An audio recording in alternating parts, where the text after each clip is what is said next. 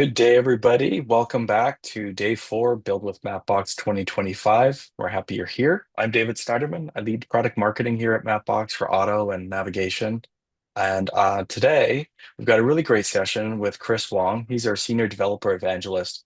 Chris has built a really cool app, something a passion project for him, but it's a really great example of how to build on Flutter, which is a platform that lets you build once and run on Android and iOS and other platforms as well. Chris is going to walk us through how he built the app and what it does. Should be great. Now, before we get right into it, there's a few things I want to cover. This session will be recorded, and all sessions at Build are recorded. So you can go find them later after this presentation. Catch anything you may have missed. You'll find those in the Zoom lobby where you joined this session. Captions for this session are available as well. If you click the CC button at the bottom of Zoom, you'll find a button that says CC. Might be buried under the More menu, but you'll see it down there, and you can turn those on. And we will take questions throughout the session. So if you want to ask a question for Chris, you can use the Q&A button and type your question in there, and we will aim to answer it during the session. Okay, I think that's it for me. Chris, take it away. All right. Thank you, David. Thank you all for attending. This is building the NYC Public Space App with Flutter. So I'm here to tell my story. I'm not a mobile developer. I guess I am now. But I built an app and I deployed it, and it's in the App Store now. And I built it with the Maps SDK for Flutter and a lot of skills that AI helped me with. But I've just kind of been piling on features and trying to build something that is, mildly useful to a certain set of people here in New York City where I live. So here's what we're going to cover today, and I'll just jump right into it. So like I said, I built and shipped a mobile mapping app for a niche subject area that I care about, and I'm not a mobile developer, but I guess I am now. So if you're interested in giving it a spin, you don't need to sign up or anything like that, but you can download it in the iOS App Store or in the Google Play Store right now. It's called NYC Public Space. As the screenshot implies, it's just a lot of markers on a map for different types of public space. And I'll explain why this was necessary and why nothing like it existed before I started working on this app. So my mission here is to build a consolidated digital map showing all types of public space in New York City. So what does that mean? So data and maps about public spaces are usually siloed by type or by agency, and they're maintained or regulated by different agencies here in the city government or sometimes state government. So there's lots of different types of spaces around the city. Most people know parks, but there are less well-known types that you may not be familiar with. So some examples of these, I'm going to run through a bunch of them. Actually, this one is showing parks properties, right? So I said parks most people are familiar with. There was good data for parks when I used to work in city government. I built this app to help locate all these different types of city facilities, and parks was considered a facility. So this was like a whole different context of looking at parks within a greater context of public facilities, but didn't really combine other types of public space. Another project I worked on when I worked in city government was this web map. Again, these are all built using Mapbox back in probably the 2018, 2019 era, was waterfront public access areas. So these are basically public parks, but they fall under a totally different jurisdiction than what you would think of as a normal park run by our parks department. And they're required for anyone who's building a development on the waterfront here in New York. So if you own property, the minute you want to develop it, you're required to set aside a certain amount of that space for public use. A lot of times these are just very obscure, right? They might have some seating, they might have some trees. Some of them are really, really ornate and well maintained, and others are just kind of run down and shabby. And it may not even be clear that these are open to the public a lot of the times. So sometimes they're not as inviting. The same thing for something called privately owned public space. If you're a New York City resident, you might have heard of these. They're probably the best known obscure public spaces. We call them POPs for privately owned public space. But these are basically when a commercial development sets aside part of their land for public use in exchange for development rights. So you're allowed to build your building taller or bigger or whatever, as long as you set aside X number of square feet for the public to use and maintain it for public use in perpetuity. So a lot of these are notorious for being, always roped off or not very welcoming or not very well maintained. So this is a map that exists from a nonprofit here in New York called the Municipal Art Society, where they tried to document them all. And the theme I'm getting at here is that I've showed you 3 different maps with 3 different types of public space on them that are 3 different projects. And as I was building some of these maps or using some of these maps, in my prior life, I always said, man, it'd be great to just have one map that doesn't care who the agency is so much, and just will tell me what is near me right now. One other example, Schoolyards to Playgrounds is a program here in New York City. So they take schoolyard playgrounds or schoolyards and make them open to the public outside of school hours, right? So this is to expand the amount of public space and playgrounds available for people. But the same thing applies. Like, it may not be clear that that playground is open to the public unless there's people playing on it and the gates are open. So it's great to know what's involved in that program and where they are. But this is the official data footprint. If you go to the website and you want to find one, they're going to say, open this up, and then you get a PDF that's got a table in it. And nobody, this isn't the best way to let human beings find a place to play, right?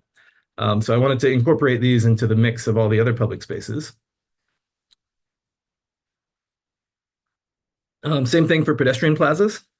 You'll probably know it when you stumble upon one, whether it's pedestrianized, where they basically take a part of the street and make it, open to seating and planters and things like that.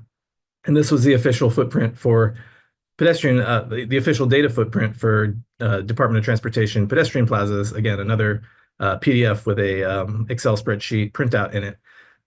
So again, all of these things would be much better of much better use to people and humans if we turn them into markers on a map and put them together.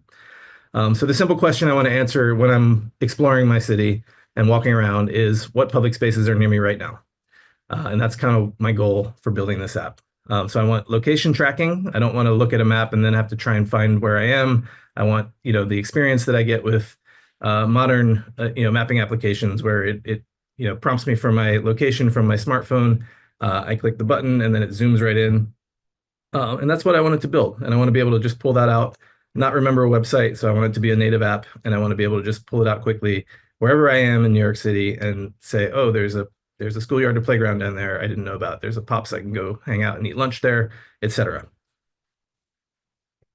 So early tinkering. This is fun. I'm the kind of guy who, once I get something working, when I'm building, I always take a screen capture GIF and throw it in Slack to share with my teammates. So I remember, this whole project originated because we released a Maps SDK for Flutter sometime last year, maybe even earlier than that. But got on my radar, and I was like, I need to understand a bit more about Flutter. Everyone keeps talking about Flutter, and when is the Maps SDK for Flutter going to have this feature or that feature? So my team here at Developer Relations, we need to have some level of expertise with everything Mapbox offers, and we have a very large product offering, as you're probably aware. So this was my opportunity to sit down and play with this SDK that I'm not really familiar with. And like I said, I have a background as a web developer for many years, but I've never really done mobile development other than some Hello Worlds. So I downloaded, I think it was a Parks data set just to throw some points on the map to do a Hello World with the Flutter SDK. And that really kind of brought back all these memories of those maps I just showed you that I worked on when I was in city government, and said, man, it'd be, now that I have this interesting power to make a mobile app with a map on it happen, what if I tried to curate that data set that I was always interested in? So I consolidated the data set. I did a bunch of coding. I geocoded a bunch of those PDFs, or I scraped and geocoded a bunch of those PDFs that you saw. I tried to get sort of the latest and greatest data from each one of these different types of public space and put them all together into one big data set. I did some AI refinements. So I was running it through scripts that would call AI and say, give me a human readable description of this public space. Those were sometimes really awful and sometimes okay. It got the borough wrong in a lot of them. So I had to kind of repeat that process quite a bit. And there's still some bad descriptions in the app right now. I built a data pipeline using Mapbox Tiling Service. So again, this is another opportunity for me to get some experience with some of our Mapbox tools and services outside of just a hello world or a demo. I wanted to do something real with it. So, it's very interesting. The data that you see in the app right now is served from Mapbox Tiling Service, and I have a pipeline that I can trigger, with a quick command on my machine here to update that tile set anytime. So I'm constantly making changes and updates in an actual database in Firebase, and then I can run those through and make the map data fresh with Mapbox Tiling Service. The style you see in the app with the little circles and so it's circles when zoomed out and markers when zoomed in, is made in Mapbox Studio. So I serve that tile set and I curate that style in Mapbox Studio. So I now have just a style URL which I can use quickly in this app. It works great on iOS and Android, but I can also use that same style on the web version of the app, which I built a few months ago. Not quite as mature, but it is out there if you want to find it. And yeah, I did a bunch of mobile map UX research too. So this was a good excuse for me to download a whole lot of mobile mapping apps and just play with them and take notes and see what kind of things I liked and what I didn't like, and said, what can I pull off with Flutter? It was important to me that I be able to collect user feedback, and I hacked that together with a Google form, so I didn't have to build a whole lot of infrastructure or run a database for that. So if you leave me feedback in the app, it goes right into a Google Sheet. I get a little notification email. So trying to be scrappy and set up some of this infrastructure without having to do a whole lot of coding or hosting anything anywhere. So I became, determined to see this thing through to the end. I've stood up mobile apps in an emulator before, but publishing them in the App Store is a whole other animal. You need to have your graphics ready to go. You need to submit it for approval. It takes lots of iterations in several weeks. But as soon as I started posting screenshots of this on LinkedIn, a lot of people were interested in this. I think this is there are a lot of people who are really diehard public space advocates. I'm more of a casual public space advocate, but people were very excited and they were like, "Let me know as soon as it's out." So there was an intention. There was a community looking for this sort of thing out there, which was great. So yeah, I say this is the hard part. Stay the course. It's very it's easy to get discouraged, and I really was like, what's it going to take to get this thing across the finish line on both app stores? And that's what I was determined to do, I guess, last fall. So here's an example of me manually. I did automate this eventually, but in the beginning, I was manually prompting for descriptions because I'm trying to build out this data set that I don't have a lot of information for. So I'm like, prompting AI to give me short little descriptions. It's a lot easier than trying to write them all by hand. There's I think about 1,800 sites in this app. So it's not a huge data set, but you do need to know a little bit about each neighborhood, and there's a lot of context that I just don't know about because I don't know that much about the whole city. And then yeah, for map design, I use Mapbox standard style, so it's really kind of unadulterated Mapbox standard, no configurations going on at all. Some things I'll shout out about the design. These custom marker icons. I'm not a designer, but I'm scrappy enough in like Figma to go come up with these shapes and then find some either font awesome icons or icons that I can get from city government agencies to throw in the middle of them, and was able to make something that didn't look terrible, I think. So those are my icons. You'll see the color scheme repeated all over the app. So these are the different types of public space: parks, waterfront public access areas, privately owned public space, street plazas, schoolyards to playgrounds, and then the ubiquitous other. So wherever you see a gray, that's either a state agency, a federal site. There's a lot of federal sites that are open to the public. And then there's some that are like just totally privately owned. Like there's a lot of churches that have like a churchyard that's just open to the public. And once this came out, I actually got a whole lot of people, submitting feedback and saying, "Hey, go add this site here and go add this site there." So it's since grown a little bit with user submitted sites that would not have been in anyone's data footprint, which is kind of interesting. I like this. I don't know. I'm proud of this effect. When you zoom out, I transition to circle markers, or I guess circle layer. So with data this dense, the markers would get really overpowering. and they would overlap each other. So when you zoom all the way out, I don't want to just show nothing, and I do want to let you zoom out because I want to let you move to other parts of New York City. So at some point, there's a transition between the circles and the full markers, which I think is a nice little effect. I also added subway lines, and I think the image on the right here shows this little dash line, which is like the border between Brooklyn and Queens, which these are just kind of wayfinding things that I have come to expect from any worthwhile New York City map. So I'll add subway lines for wayfinding. I'll add these interesting borders that New Yorkers expect to see. And then lastly, this clipping mask. So this is a nice touch I like to add on maps where, I'm trying to focus your attention on New York City. So I make a buffer around New York City borders, and then I basically make negative space. So I make like a negative polygon that covers the rest of the map, and then the area of interest shines through, and that's what this little darkened border is here. UX research. So I looked at a whole lot of apps. I would, stay up late at night downloading, searching for Finder apps or mapping apps with like point data on them. I think this one, Play Scout, is the one that resonated the most with me when I downloaded it. It was most like what I was trying to do. And this is like a global data set of playgrounds that you can submit a photo of the playground, you can do reviews. So it had all these features. I was kind of hesitant to add photos and add reviews and things like that.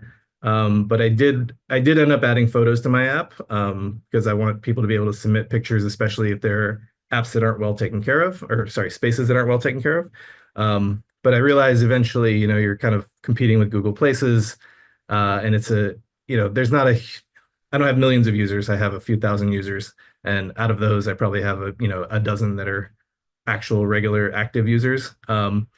Maybe a little bit more, but we'll see.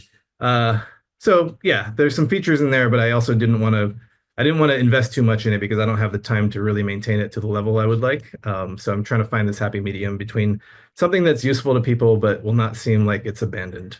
And that's my biggest fear. So yeah, info panels, user profiles, feedback forms, authentication, all of this adds overhead, all of this adds more coding work. So I'll talk to you a little bit about the data pipeline. So I have an editor app, and I use this editor app to actually make like direct changes. So I can go in and, well, first of all, I can approve user submitted changes, which I'll show you a little bit later. But I can also just manually create a space. So I'll be walking around and find something I didn't know existed. I'll fire up this little editor app and then create a brand new record in the database. So I have a little map where I can drop a pin and then fill in all the data in a form, and that goes into Firebase.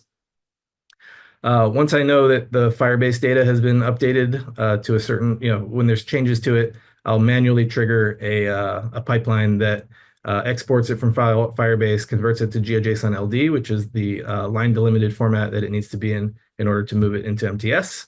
And then I'll upload that to MTS, republish my tile set, and then my custom style is updated, and then that ends up in the mobile app. So this just all gets run manually. I don't have anything really automated other than I can trigger it with sort of one command, but it still needs to be triggered. Let's move over to do a live demo. I'll come back to these. Oh, my screen sharing is paused. Hold on, I think I shared the window. Let's stop share and let's share the entire screen. Let's close that. Okay, so this, actually, that's for my next session. Let's go to, whoops, Public Space Flutter. Okay, so if you haven't used Flutter before,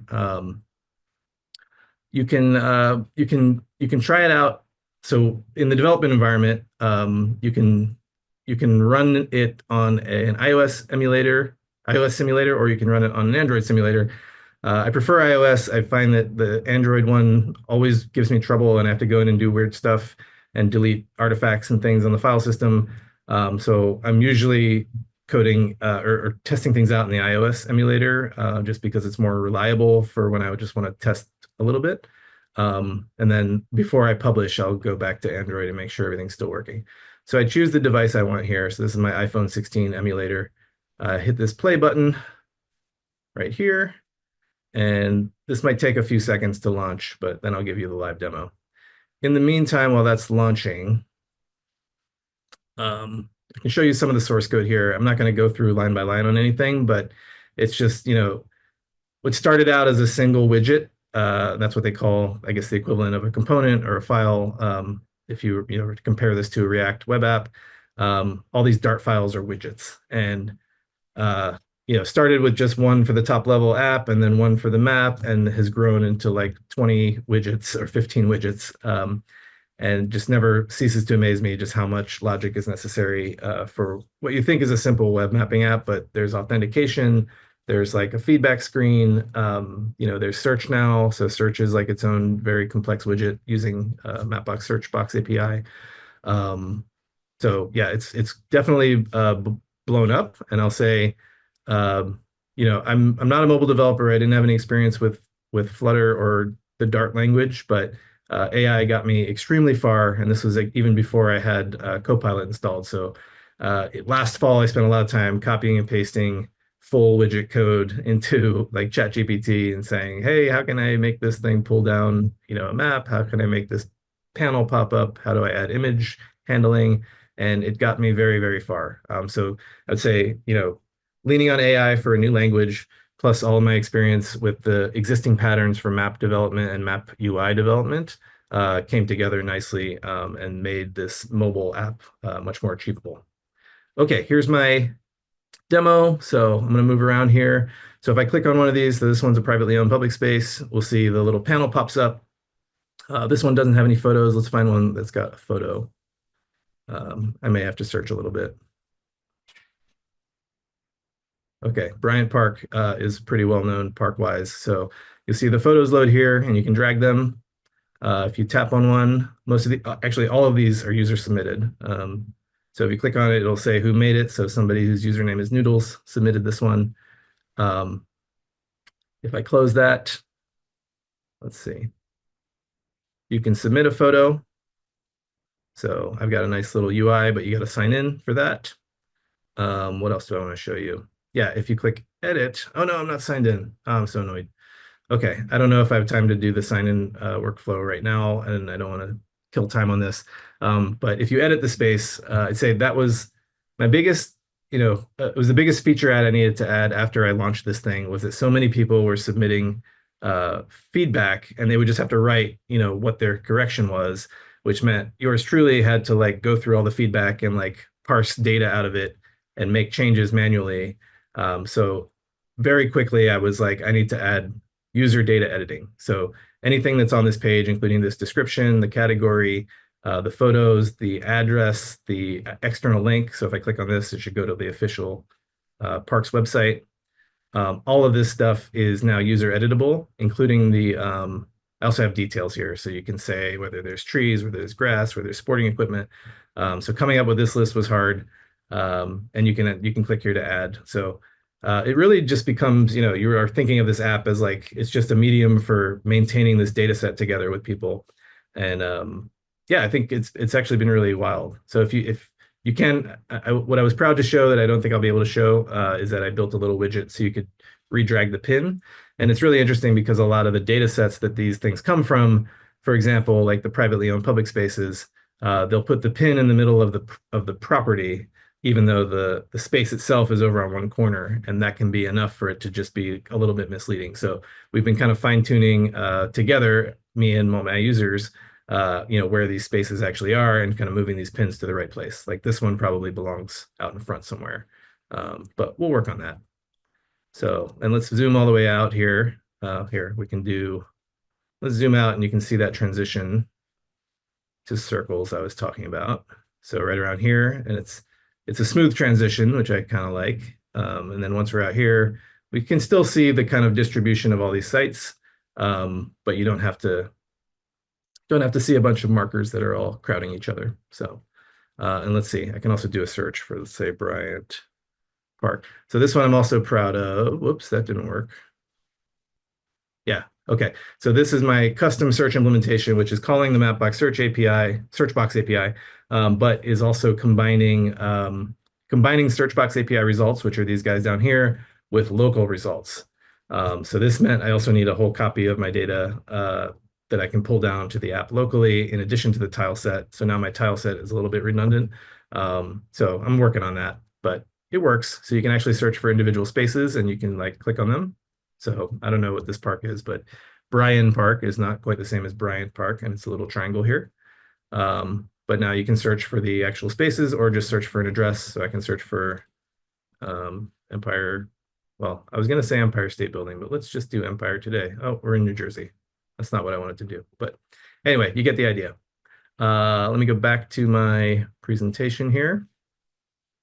Can you still see my screen? I think so. Um, okay, a couple more slides and then we'll wrap it up. So there's an image moderation queue. So when you submit an image, it shows up as blurred in the app until I moderate. No one's abused it yet, but I figured rather be on the safe side. So I have a little web app that I built where I can just come in here and take a peek at them and then click accept or reject. I don't think I've ever rejected a photo yet. So it's been really wild to see what people are submitting. I'd love to share this stuff openly one day, but as soon as I get the time. User feedback, like I said, if you just leave a message, it goes into a Google Sheet, the most low-tech way I could do this and still get a notification on my phone. So I go through here, once a week, I'll sit down and try and scrub this list. Some of them are not actionable, but most of them are. And we'll come in here and, convert each row of feedback into some change in the data. So that's a fun thing to do at night when everyone goes to bed. I'll just sit there and do some data management. Here's the pin. Yeah, actually good. This is the UI I wanted to show I was proud of. I did a little like pin recentering tool. So people are submitting nice little pin corrections. I get a nice diff too. So whenever someone edits one of these things, I have a little UI, a web UI I built where I can approve their changes just by looking at a diff. Makes everything so much faster. So here's somebody correcting, that the data set said PS038 when it should actually just be PS38 because we don't need a leading zero for a human to read that school name. So lots of little stuff like that makes it through the data. We're trying to clean it up for humans. When it was released, it got a little bit of press from some local news entities. So it was mentioned on the radio. It got a big surge of downloads right after that happened. So it's been a lot of fun engaging with this community.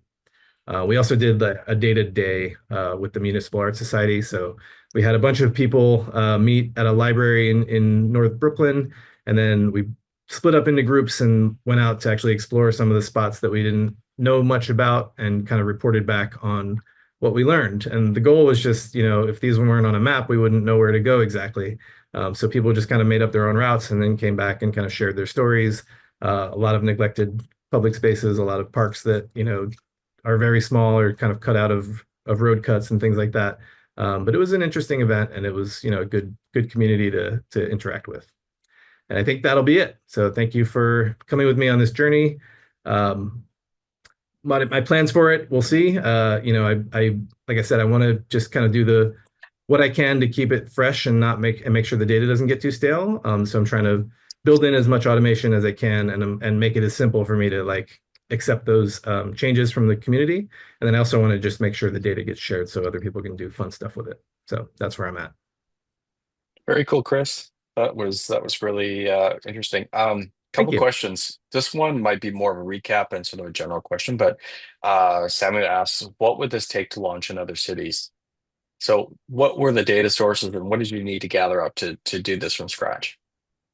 I would say, well, that's what I said. So if you look at the data part of it, I think, in a matter of, I would say 2 or 3 sittings, I had a reasonable MVP for a data set, right?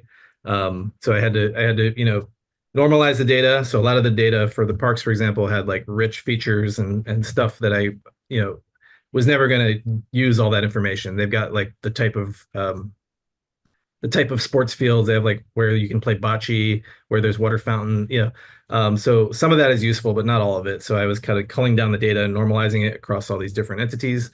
And then also did some of the AI additions, but that, in under a week, I had something reasonable by mushing all these together. But that doesn't include like any way to keep everything fresh after the fact, but like that's the data side of it. The app development side of it, again, with AI, I think also, you can prototype something like this and have it look reasonably nice. Like I said, I'm not a designer, but, have some of the skills to put some of this stuff together. in a matter of a few weeks, like, and this is not a full-time thing for me. So, nights and weekends, and making slow progress, you can put it together. So yes, you could easily repeat this. If I share this code, somebody could spin it up for Chicago or any other place. But I will add to that the playground app that I showed was worldwide, which I think also kind of dampens the community a little bit because nobody really cares about every playground in the whole world. But there are a lot of people at the city level who do advocate for these spaces, even if they don't live in that neighborhood, because it's more contained and they're advocating for investing in them and making them more accessible to people. So there's some policy end of it too. But like I think going too big in one app might dampen the community aspect of it. So there's my answer. Yeah, good. Fran asked, does your map work in 3D? So, does the clipping mask area work in 3D? For example, when users go beyond the bounds of your map data, does it just go blank or what happens? I actually fixed the bounds, so this is as far west as you can go, and this is as far south as you can go. It's actually not a very good user experience because if I opened this when I was in Europe last week on vacation, and it puts you right here because that's as far east as you can go, and it doesn't tell you, by the way, this only works in New York. So I should add a warning for that. It does have 3D buildings if you zoom in. Oh, I'm sorry, I was sharing screen, and I don't think. No, you're not right now. Sorry. I Uh, was I was wondering, like, should I be following along here? Yep. I'm There sorry. you So go. this is what it Yep. does. So if you open it in Europe, you'll get as far east as the bounds where I fixed the map. So this is somewhere in Long Island. So yeah, you'd have to slide back over. And if this will locate me. This is a simulated location. I'm not actually here in Midtown Manhattan. But you can do the user location thing. Sorry, we do have 3D buildings, so I'm going to zoom in and you can see the 3D buildings. If I can remember the keys to press to tilt the map, which I can't remember it. Click and drag maybe, or Option Command drag. Oh, there it goes. Okay, Yep. so yeah, here's some 3D. Now I'm in too far. Let's zoom out. Yeah, so here's some 3D buildings. I think what I actually want to do is like fix the pitch when you're zoomed in at least, because most people aren't going to actually do that interaction. And I think if you just leave it at this pitch, it's still a useful map and is much more interesting. But yeah, there's a lot of opinions about that. Can you talk a little bit about your choice to use Flutter? And I know you want to experiment with it because you'd heard a lot about it, but if you're building a greenfield app, sort of, compare doing an iOS native, Android native, React native. If you're just starting from scratch and it's going into production, how would you approach this? And talk a little bit about performance and trade-offs as well. I have heard, so I probably can't go too deep on performance and trade-offs because I've never actually done a native app on its own.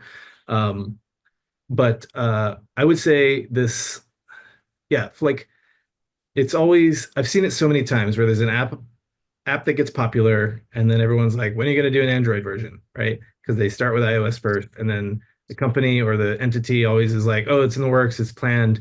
And I always feel like that is neglecting such a huge chunk of people. Um, and yeah, when I saw how easy this was, like when I did the Hello World, Flutter app, it just kind of was this aha moment for me because it built on the Android emulator and the iOS emulator, and I was like, wow, like this is such a time saver. It makes it really clicked. I was like, I know why people would spend so much effort, building this way because nobody wants to build two apps that do the same thing for different platforms. So, yeah, I don't know. I really enjoyed it, and I think it just made it that much more fulfilling because I knew there was never this dread of like, oh no, I'm gonna have to rebuild all this again. Ironically, there was that dread because our Flutter SDK doesn't support web just yet. I've heard that it might at some point. So I did have to like rebuild it all for the web side. But that also went a lot faster because I have a lot more experience with web development. So I still had to maintain two apps at the end of the day, but not three. What is next for your NYC Park Space Finder? I don't. So as I said, I think I want to keep the lights on and make sure it's not stale when somebody finds it and they start submitting data. I want them to, I want those images to get moderated quickly. So I don't have any staff. I don't have any funding, of course. So maybe it'd be neat to find like a higher education institution where I could borrow some students to help with some data management. Maybe it would be great to open source it and just find some volunteers who can build features and kind of manage it in a very lightweight way, where I don't have to stress too much. Um, Releasing the app takes so much time. Like you have to babysit two app stores, and it probably takes 24 hours of not actual 24 hours, but like over the course of time for all the reviews and all the logins and clicking you have to do. You have to like compile it in both and then upload it in both and then watch the progress in both as it gets reviewed. And it just takes a long time. So yeah, I want to find some way to make it more sustainable, probably with volunteer effort or maybe a nonprofit somewhere who might want to inherit it at some point. But I think if I share the data, the data itself will have legs even if the app doesn't take off. Well, perhaps we've got folks on this session who want to volunteer their time. So you could just put that in the chat. I think that's it for our questions. We had some really great questions. Thank you so much, folks, for posing those questions. And Chris, thank you for doing what you do. You're always building something cool and Thank to you. learn and to share, and you share with us, and we appreciate that. Thank you. Yeah. So, I think this is it for this session. We'll catch you all on the next one. Thanks again. Thanks a lot.